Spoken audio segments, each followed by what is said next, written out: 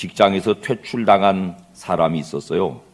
그 사실을 가족들에게 말할 수가 없어서 아침을 먹으면 습관적으로 출근하듯 집을 나섭니다. 막상 갈 데가 없어요. 놀이터를 배회하는데 아이들이 우르르 몰려서 공놀이 합니다. 그 여러 녀석들 중에서 한 녀석은 공놀이가 영 서툴러요. 철없는 다른 친구들이 공놀이가 서툰 친구를 타박하고 그만 홀로 놀이터에 남겨둔 채 자기들끼리 우르르 달아나 버렸습니다. 홀로 남겨진 녀석을 보니까 약간의 장애가 있어서 더러 몸을 기우뚱거리는 녀석이군요. 바람 빠진 공 하나를 기우뚱거리는 몸으로 하늘로 던졌다가 다시 받고 던졌다가 홀로 다시 받곤 합니다. 저기 바라보고 있던 사내는 그것이 퇴출당한 자신의 모습처럼 측은하게 여겨졌습니다. 홀로 남은 녀석을 위로하려고 다가갔습니다. 뭐라고 노니? 아이는 생각했던 것보다 밝은 표정입니다. 저는 하나님이랑 공놀이해요. 내가 하나님께 공을 던지면 하나님은 꼭 그대로 다시 저한테 던져주시거든요. 친구들은 그게 좀 서툴러요. 퇴출당했던 사내도 세상이 자신을 서툴게 대한다는 생각이 들었습니다. 이어서 어려서 교회 다니면서 더러 들었던 틀림없는 하나님, 사람들과 달리 틀림없는 하나님 생각이 났습니다. 그 사내의 생각뿐 아니라 변덕스러운 사람들과는 달리 하나님이 지으신 질서는 변함이 없습니다. 땅에다 무언지 심으면 반드시 심는 대로 결실하는 것이죠. 오늘 우리는 이제 11월 첫 주일 결실의 예배로 드리고 있는데요. 주님께서는 이 세상의 땅만 밭이 아니고 우리 사람의 마음도 밭이라고 그랬었어요. 그리고 마음밭에다가도 무엇인가 심으면 반드시 심은 대로 결실하는 점을 가르쳐 주셨습니다. 하늘로 공을 던지면 꼭 하나님이 내 손으로 되돌려 주시듯이 우리 각각의 마음밭에 믿음을 심으면 믿음에 상응하는 열매를 꼭 결실하게 되는 줄로 깨달으시기를 주님 이름으로 축원합니다. 믿음이라는 말은 신앙 용어가 아니고요. 세상을 살아가는 굉장히 중요한 가치를 나타내는 말이에요. 아이들이 세상에 태어나면 누가 가르치지 않아도 본능적으로 부모를 믿고 신뢰하고 의지해요. 그러니까 살아낼 수 있어요. 그러고 보면 생명은 믿음으로 시작됩니다. 그 믿음이 강화되면 얻는 게 많습니다. 자, 그런 세상의 믿음과 달리 여러분은 좀 독특한 믿음을 가지신 분들이에요. 여러분 평생 믿음으로 사셨으니까 오늘 11월 6일 날 이 자리에 지금 계신 거거든요. 이게 어쩌면 여러분의 믿음의 열매일 수 있겠군요. 근데 여러분이 무엇을 믿으시는지 그 믿음의 정체를 세상 사람들은 비행기 조종사도 믿고 의사도 믿고 서로 배우관에도 믿고 사는데 그것 말고 교회 와서 신앙생활로 믿는 건 뭔지 그거 좀 정체를 들여다보자고요. 본문 읽은 대로 3절부터 읽어보죠. 시작. 성경이 무엇을 말하느냐? 아브라함이 하나님을 믿음에 그것이 그에게 의로 여겨진 바 되었는. 첫째, 하나님 믿는 거예요, 여러분. 의사 믿는 게 아니고 조종사 믿는 게 아니고 배우자 믿는 게 아니고 그것도 중요한 신뢰지만은 우리의 신앙은 첫째 하나님 믿는 거예요. 그 하나님의 약속을 믿는 건데요. 5절 말씀부터 읽어봐요. 시작. 이를 아니할지라도 경건하지 아니한 자를 의롭다 하시는 이를 믿는 자에게는 그의 믿음을 의로 여기시나니. 여기서 말하는 일은 뭐냐면은 정해진 율법을 지키려는 사람의 노력 그런 뜻이에요. 사람이 율법을 다 지켜내지 못해도 율법을 지키는 일에 실패한 사람이라도 그 사람을 경건하지 않은 사람이라고 일컫는데 사실은 율법을 누구도 다 지켜낼 수 없다고 미리 성경은 정의하고 있거든요. 율법을 다 지켜서 하나님의 기준에 합격될 사람은 없다는 거예요. 살아보니 또 그렇지 않아요? 율법을 다 지켜서 스스로 의를 만들어서 하나님이 정하신 기준에 도달할 사람은 아예 없어요. 그 일에 실패한 사람을 경건하지 않은 사람이라고 부르는데요. 그런 불경건한 사람에 대한 구제안이 있다는 거죠. 하나님이 정하신 기준을 어차피 다 못 지켜내는데 그거 다 못 지켜내는 사람들에 대한 구제안이 있다는 거예요. 그 구제안이 뭐냐면은 믿음이라는 거죠. 그 불경건한 사람, 율법을 다 지켜내지 못한 사람들을 그걸로 끝장내지 않고 그 한 번의 시험으로 탈락시키지 않고 구제 규정을 만들어냈는데 그것이 믿음이래요. 로마서 4장 15절은요.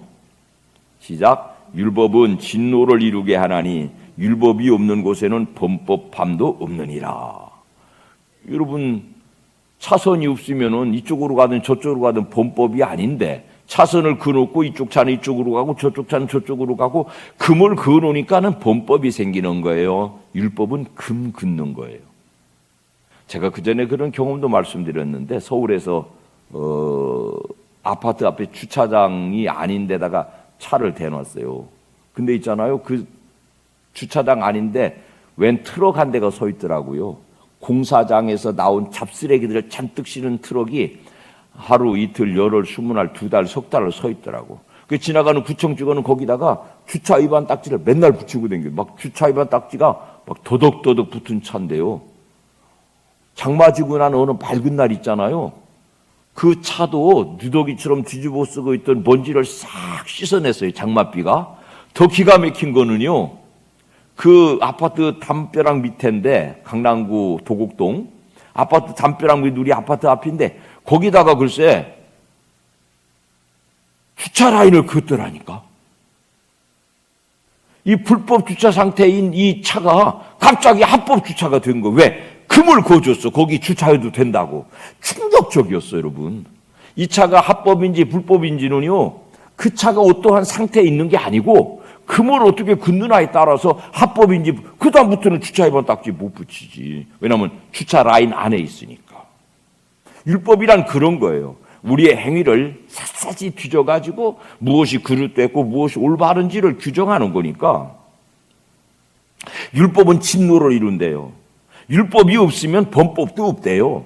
그게 라인이 있으니까 법에 저촉되는 거. 그게 율법이거든요. 그 율법을 누구도 잘 지켜낼 수가 없어서 율법적 조항은 결국 모든 인간을 실패자 만드는데요. 그 실패를 보충하는 거, 그 실패를 보강해 주는 거, 리셋해 주는 것이 믿음입니다.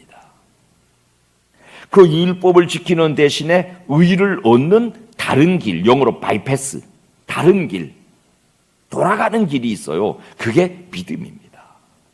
그 믿음은 창세기에서부터 설명되는데요. 15장 6절 시작. 아브라함이 여호와를 믿으니 여호와께서 이를 그의 의로 여기시고. 아브라함이 율법을 지켜서가 아니고 하나님을 믿으니까 그 믿음을 가지고 하나님이 너를 의롭다고 인정해 주셨답니다. 아브라함도 법을 지켜서 의를 얻은 게 못 돼요. 하나님을 믿어서 의를 내가 의로워진 게 아니고 의를 얻었다는 것입니다. 자, 그러면 그 아브라함의 믿음이 뭐냐? 오늘 우리가 교회에 나와서 믿는 믿음이 뭐냐? 첫째로는 하나님을 아버지로 믿는 믿음이에요. 여러분 고백합시다. 하나님 아버지. 로마서 4장 7절도 읽어볼까요? 시작. 불법이 사함을 받고 죄가 가리어짐을 받는 사람들은 복이 있고. 우리는요, 우리 죄를 우리가 스스로 씻을 수 있다는 착각을 해요. 근데 씻을 수가 없으니까 가리어주는 거예요. 하나님이 하신 일은 뭐냐? 우리를 당신의 자녀 삼으셔서 우리의 불법을 덮어주시는 거예요. 하나님을 아버지로 믿으면 그 우리 죄를 덮어주는 그 불합리함의 원인이 사랑이라는 것을 배워요. 그렇지 않고는 아니 내 죄를 왜 하나님이 그냥 덮어주세요 이럴 수 있어요. 그 하나님이 내 아버지라는 사실을 아버지 앞에 들어간 자녀들의 허물은 다 가려지잖아요. 저도 제 자식 흉이 많지만 여러분이 흉 안 보잖아요. 될 수 있으면 가리고 내 자식 자랑할 것만 내세우잖아요. 이게 하나님을 우리가 아버지로 믿을 때 우리에게 주시는 우리를 가려주시는 은총이었습니다.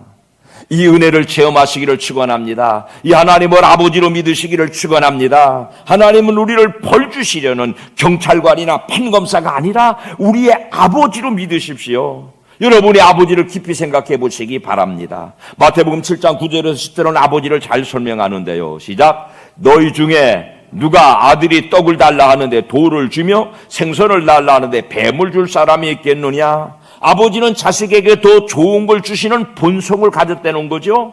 근데 하나님 아버지는 어떤 분이시냐? 그 다음 절 11절 시작. 너희가 악한 자라도 좋은 것으로 자식에게 줄 줄 알거든 하물며 하늘에 계신 너희 아버지께서 구하는 자에게 좋은 것으로 주시지 않겠느냐?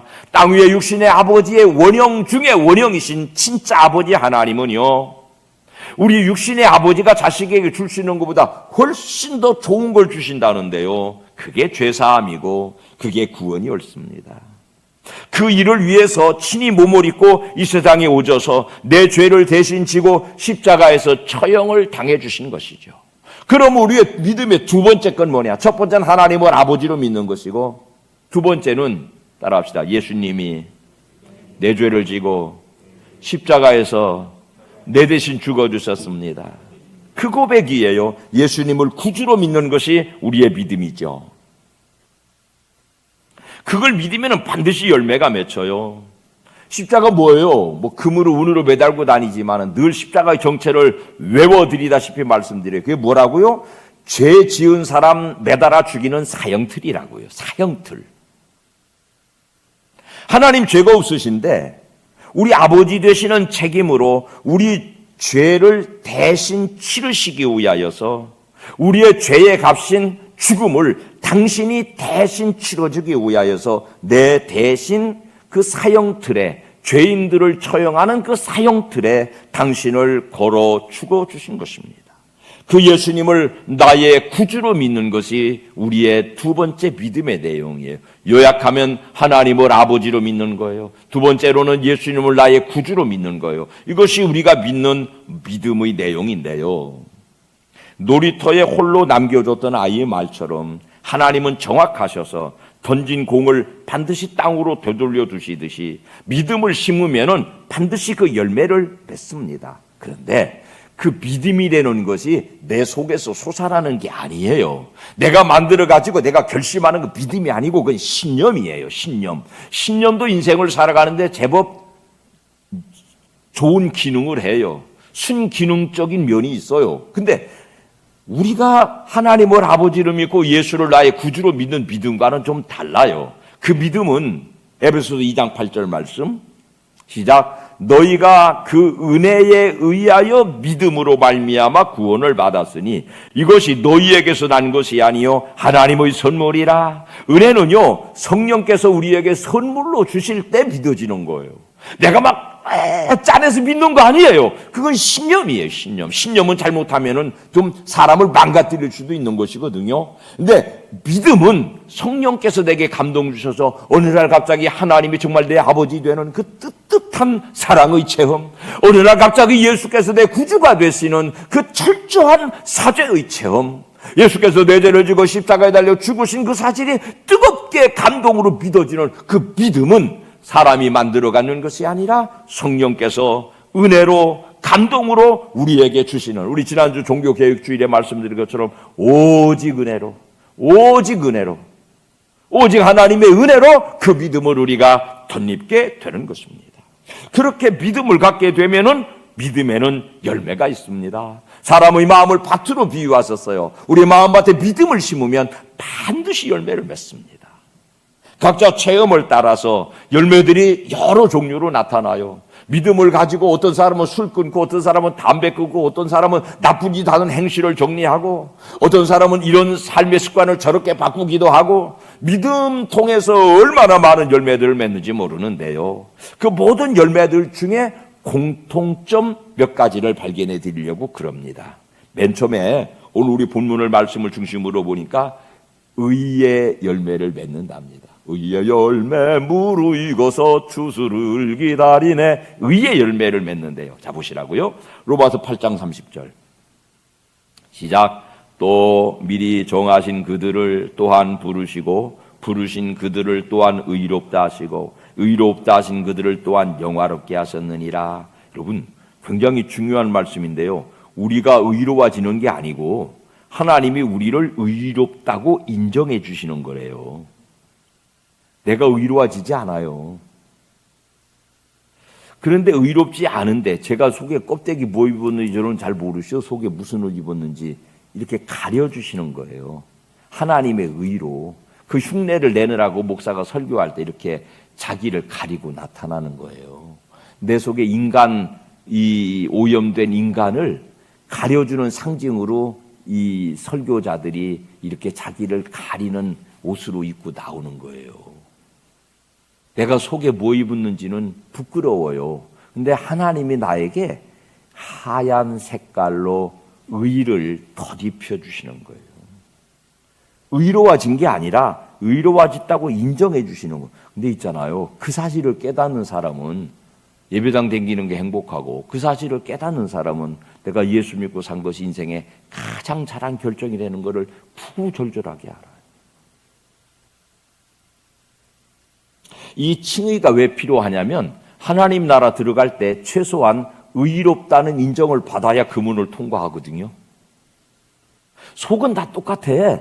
근데 예수님이 내 생명의 구주가 되시고 하나님이 내 아버지 되는 사람에게는 하나님이 의를 덧입혀 주셔서 하나님의 나라 들어갈 때 바이패스 시켜주세요. 그냥 어휴, 네가 의를 덧입고 왔구나. 네 속은 시커먼 놈인데 너 의를 덧입고 왔구나. 몇 주 전에 설교한 대로 너 속은 야곱인데 에서를 덧입고 왔구나. 들어가거라. 그게 의는 뭐냐? 천국을 주시는 전제 조건이거든요. 두 번째, 믿음의 중요한 열매는 그 믿음이 마음속에 오면 있잖아요. 소망이 생겨요. 궁극적인 소망은 천국의 소망인데요. 그것이 아니더라도 이 세상 사는 동안에 만나는 모든 일을 바라볼 때마다 하나님은 언제나 모든 일을 더 좋게, 하나님은 언제나 모든 일을 더 좋게, 신앙 일생 사는 동안 무슨 일을 만나도 더 좋게 하신다. 이 확실한 믿음이 생겨. 왜? 하나님이 내 아버지시고 예수님이 나의 구주 되셔서 나를 장차 의로 덧입혀서 하나님의 나라로 데려갈 믿음이 생기면 무슨 일을 만나든지 절망하지 않고 좌절하지 않고 희망이 생기고 소망이 생기고, 무슨 일을 만나든지 만사형통하리라. 무슨 일을 만나든지 만사형통하리라. 이런 확실한 믿음을 가지고 뚜벅뚜벅 인생을 살아가는 사람들을 곁에서 보는 불신자들이 그런 발걸음을 보고 하는 말이 하나 있어요. 뭐냐면, 이 목사님 보니까